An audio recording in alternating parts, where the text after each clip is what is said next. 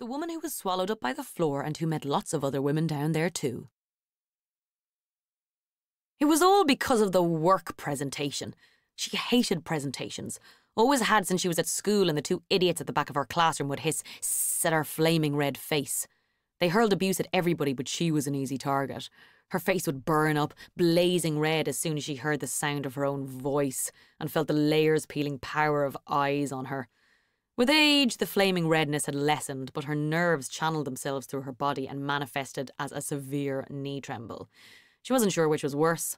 The red face that didn't affect her speech, or the knee quiver that caused her entire body to vibrate, shuddering as if she was out in the cold despite her sweaty armpits. Her skirts would shake so that she resembled a cartoon character. She could almost hear the bone-clattering sound, like a bag of bones being shaken. She'd have to hide her hands too, or close her fingers to make fists. It was worse if she had to hold paper, because the paper never lied. Always best to place a sheet on the table, hands close to fists or wrapped around a pen. Sit, if possible. Trousers preferable to skirts, and best to wear pants with narrowly tailored legs, because the less loose fabric there was to tremble, the better. However, the waist needed to be loose to aid deep breathing. Better to be as casual as possible. Coffee or tea to be drunk in a take-out cup to avoid cup and saucer rattling in trembling hands. It wasn't as if she didn't know her stuff. She damn well did. She strode around her apartment as if giving a TED talk. In her apartment, she was the most competent, inspiring deliverer of quarterly sales figures that the world had ever seen. She was Sheryl Sandberg giving her TED talk. She was Michelle Obama saying anything. She was a woman warrior spilling facts and figures, so self-assured in her own home at night, alone. The presentation was going fine. Perhaps not as inspiring and earth-shattering as the rehearsal the previous night, with fewer insightful glimpses into her personal life and absolutely no humour, unlike the comedic ad-libbing she'd busted out to her ghost audience. It was definitely safer and more to the point, as perfect as she could hope for, apart from her annoying repetition of the phrase, per se, which she had never used in her life regarding anything, but there it was now, a part of almost every sentence. She was already looking ahead to drinks later with her friends, where they would giggle over her critical yet hilarious self-roasting. They'd toast to per se and spend the night using it in every sentence, creating a challenge perhaps, even a drinking game. "Excuse me, Mr. Bartender," she imagined a friend leaning across the bar with an arched eyebrow. "Could I get another Cosmo? Per se." And they would all dissolve into laughter. But she had gotten too far ahead of herself in her thoughts. She'd gone too cocky. All had been going well in her presentation until she disappeared into a daydream and taken her eye off the ball. She'd left the moment. She was surrounded by her dozen-strong team, those relieved to have finished their part of the presentation, others eager to have their moment in the light, when the door opened and in walked Jasper Godfreys, the CEO. The new CEO who'd never sat in a sales meeting before in his life. Her heartbeat hastened. Cue knee tremble. Cue shaking fingers. Hot skin. Short breath. Her entire body, suddenly, in flight mode. "Sorry to interrupt," Jasper announces to the surprise room. "I was stuck in a call with India." There are no free chairs because nobody's expecting him. People shift around, making room, and she finds herself standing, facing them all and her new CEO, knees knocking, heart pounding. Her colleagues look at the papers in her hand, some with amusement, some in pity, pretending they don't notice how they violently shake. Jasper Godfrey's eyes remain on hers. She tries to relax her body, control her breathing, calm her mind, but she can't think clearly. All she can think is, the CEO, the CEO, the CEO. She hadn't planned for this in any of her 100 possible scenario run-throughs all week. Think, she tells herself as all eyes are trained on her. "Why don't you take it from the top?" her boss Claire says. Fucking Claire. The voice inside her head shrieks with panic, but instead she smiles. "Thank you, Claire." She looks down at her notes, flicks back to page 1, and everything blurs. She can't see. She can't think. She can only feel. Her anxiety is physical. It's all going on in her body. She feels trembling in her knees, her legs, her fingers. A heart that beats too fast. They must be able to see it vibrating through her blouse. A cramp in her stomach that tightens. Nothing in her mind. Claire says something to urge her along. They all turn the pages. They go back to the start, back to the start. She can't do it. Not all over again. She hadn't prepared to do this twice. Her throat tightens. Stomach loosens. Panic. She feels a bubble of air slowly, quietly release from her bottom.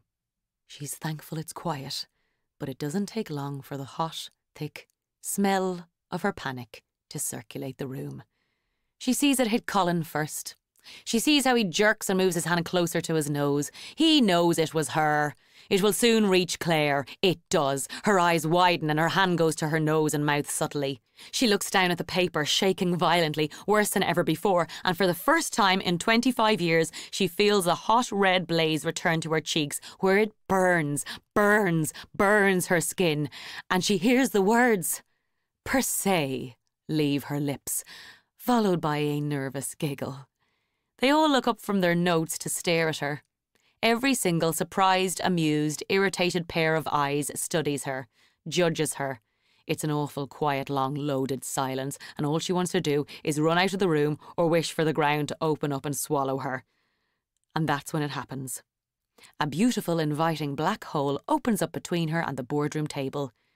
Dark and promising, deep, welcoming. She barely thinks about it. She would rather be anywhere but here. She jumps in. She falls through darkness and lands in darkness. Ow! She rubs her buttocks. Then she remembers what happened and she covers her face with her hands. Oh, fuck! You too, huh? She looks up and sees a woman beside her wearing a wedding dress with a name badge that reads Anna. She doesn't want to know what Anna did. She doesn't want to think of anything but analyse her own stupid mistake over and over again. Where are we? The woman asks. Cringeville, Anna moans. Oh God, I'm such an idiot. She looks up, face contorted in pain. I called him Benjamin. Anna says, freaking out, looking at the woman as though she can understand the gravitas of her mistake. His name isn't Benjamin? The woman asks. No! Anna barks, causing her to jump. It's Peter! Peter! Oh, well, that's not even close to Benjamin, the woman agrees. No, it's not! Benjamin was my first husband, she wipes her eyes. Right in the middle of my wedding speech, I call my new husband the wrong name. The look on his face. Benjamin's face. No! Peter's face! Oh.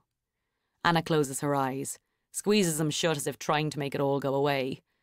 Poor you. The woman cringes for her, feeling slightly better about her own embarrassment. At least her moment hadn't been her wedding day. It had only been in front of the CEO and the people she sees and works with every day of her life. No, it's still bad, she sighs, cringes again. What did you do? Anna asks. I panicked and farted during a work presentation in front of my colleagues and the new CEO that I was trying to impress. Oh. Anna's voice shakes and the woman senses she's holding back a laugh. It's not funny, she cringes, covering her flaming cheeks again. Suddenly, the ceiling above them opens. There's a blast of bright light. Sand trickles down. They guard their eyes. A woman tumbles down with the sand to the floor beside them. Oh, God, the woman whimpers. Yukiko is written on her name badge. What happened? The woman asks Yukiko, eager to forget her own humiliation and the memory of her colleagues' faces when her fart drifted to the table. Yukiko looks up, pain on her face. I just walked the full length of the hotel's beach with my boob hanging out. She adjusts her bikini at the memory.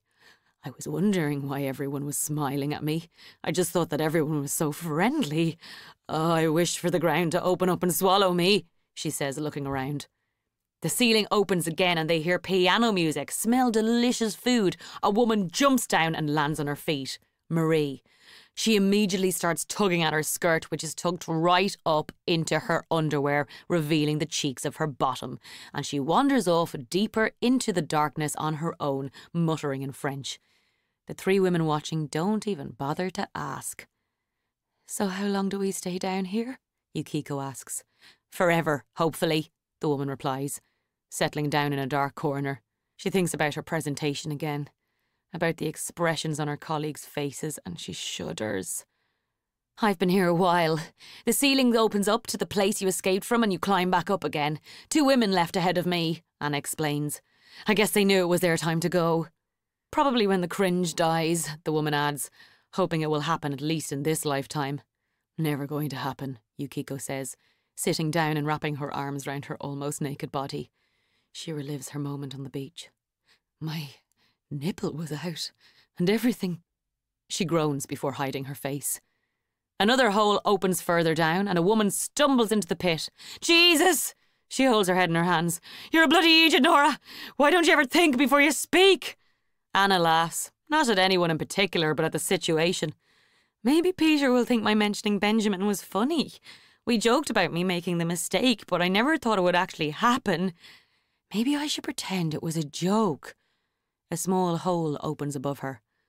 Or admit the truth, the woman suggests. What happened? Yukiko asks.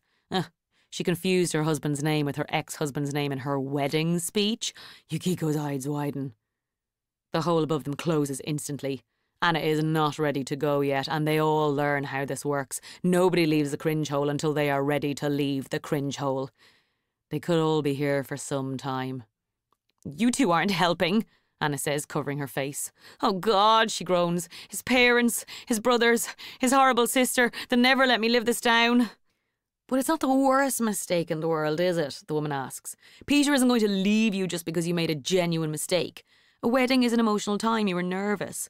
It was probably the one name you didn't want to say, and it popped out. And in the grand scheme of things, it's not as if one of you is ill, or cheated, or argued, or walked up the aisle with your boob out, Yukiko adds. Or farted in front of the entire congregation, the woman adds. And Yukiko looks at her with her nose crinkling now that she knows her cringe story. Anna laughs. True. It was just a mistake with a name, the woman says gently. I guess so, Anna smiles, and relief passes across her face. You're right. Thanks, ladies. The same hole reopens in the ceiling above them. They hear a toilet flush. A man calling, Anna! Anna, please come out. You're hiding in the bathroom, the woman asks. She nods and looks up. Time to face the music. Good luck, the woman wishes her. Thanks. You too. She lifts her wedding dress above her knees so she can climb up to the hole. They watch her fix herself in her dress as she stares at the locked bathroom door. As she takes a deep breath and reaches for the lock, the ground closes up and she's out of sight. Just as Anna disappears, another hole opens and they see a toilet. Is that Anna again? Yukiko asks. No, different toilet, the woman says, moving closer to peer up. The smell that drifts down is so awful they skitter away, covering their noses and mouths. The woman who fell down the hole stands up and looks at the hole that's closing over and then at them all. Luciana. Oh shit, the woman grimaces, holding her nose. That really stinks. I know. Luciana cringes. And there's a long line of women who just heard me do it and are waiting to get in. It's disgusting. I'm staying down here till the smell goes. Oh, you might have to start paying rent, Yukiko grumbles, holding her nose. Another hole opens and a woman tumbles down, cursing. She looks at the three women facing her. She paces, chewing on her lip, then finally pauses and looks at them. Her name badge reads, Zoe. I just asked a mother at the school gates when her baby is due. There is no baby. She's just really fat.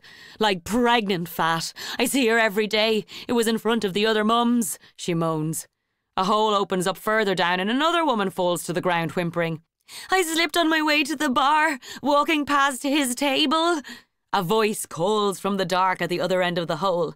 I couldn't stop laughing at the funeral.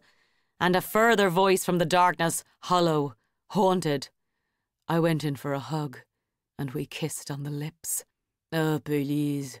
That is all nothing, says Marie, the woman who had her dress tucked into her underwear. She has a French accent and she emerges from the darkness smoking a cigarette, like a scene from a predictable spy movie. It's not like walking through the entire restaurant with the back of your skirt tucked into your lingerie, she adds through gritted teeth. The women listening suck in air. The ceiling opens and another woman stumbles down, naked, draped in a bedsheet with a haunted expression. On her bare chest, the name badge reads, Sophia. No one asks her. They don't need to know what situation she just escaped, and she ignores the others, too lost in her head. A fragile voice from deep in the darkness speaks up, and as the woman's eyes adjust to the gloom, she suddenly sees a body sitting on the floor that she hadn't noticed before. She realises the woman must have been there since she arrived. The shadowy figure places something on the floor and slides it. It stops at the woman's feet. She picks it up and reads the name badge. Guadalupe. When Guadalupe speaks, her voice is gravelly, deep, as though she's been here for some time without water. Slide it back. ID confidentially shared. The woman slides it across the floor and Guadalupe catches it and the name badge disappears into the darkness again. She can't even bring herself to wear it. I sent an email to the wrong person. The message was about them. They should never have seen it, she says, looking at them all with big eyes. I keep reliving the moment I pressed send. I wish I could take it back. Finished sharing, she drags herself back into the dark corner she'd been hiding in. How long have you been here? The woman asks. I'm never leaving, is Guadalupe's croaky reply. Marie snorts and sucks on her cigarette. The woman decides she will not stay in this hole for such a length of time. She cannot cringe and regret her mistake forever. She has a life to live. Another hole opens and a glamorous woman tumbles down. She's wearing a beautiful gown for a black tie event. She looks at them in shock. I won. You won? The woman asks. Congratulations, what did you win? An award. The award I've worked for all my life. That's amazing. You don't seem so happy. I fell, she whispers, still stunned. I tripped on the steps on the way up the stage, in front of everyone. Everyone! Ooh, they all say in unison. Youch, Luciana winces. The ceiling opens above them again. The woman sees the wood panelling on the boardroom wall. The table. She can make out Colin's foot, his striped rainbow-coloured sock. She doesn't want to stay, but she's not ready yet. She panics. Hey, take deep breaths, Zoe offers. The woman complies, and together they do deep breathing. In through the nose, Marie says. Out through the mouth, Yukiko finishes. The woman looks up through the hole. They're just people. People she knows. She knows her stuff. She's over-prepared. She always over-prepares in case of moments like this. She can do this. At least she didn't call her husband the wrong name on her wedding day. At least her skirt wasn't tucked into her underwear. At least her boob wasn't hanging out. She didn't ask her overweight colleague if she was pregnant. She didn't misdirect a sensitive email. She messed up her presentation. She embarrassed herself, but it wasn't live on television. It's redeemable. The remaining women in the hole watch at her, anxious for her next move. Another hole opens and a young woman stumbles down, confused. Canada's in America, right? She pleads, and in their faces she knows she's wrong. No, of course it's not, idiot. She hits her head and mumbles, worst job interview ever. The woman looks back up at the hole. At least she knows her stuff. It could always be worse. Everybody gets nervous sometimes, but the fart, she'll have to try to pretend it was someone else. She needs to reconcile this moment and move on. You just down or going up? Marie asks, sucking on the last of her cigarette. The woman smiles. I'm going back up. Well, good luck. I'm never going up there again, Yukiko says. You will. Trust me. There's always something worse that could happen, the woman says. In the distance, she hears a woman fall to the ground with a shriek. But the woman looked like a man! She takes a deep breath and steps up to the hole. In an instant, she is standing back where she was, in front of the boardroom table, papers in her hands. While time has passed for her, it's as though she never left the room for her colleagues. All eyes are still on her. The shaking has stopped. The worst has happened. She lived through it. She survived. Apologies, guys, she says firmly. Let's start over, shall we? I've outlined South Africa's sales in the graph, and as you can see, we've witnessed a sharp increase over the last quarter's numbers, which I'm pleased with. Still, there's enormous room for growth, which is where the proposal on page 2 comes in. As she turns the page, The women down in the black hole smile up at her, give her the thumbs up, and the surface closes over.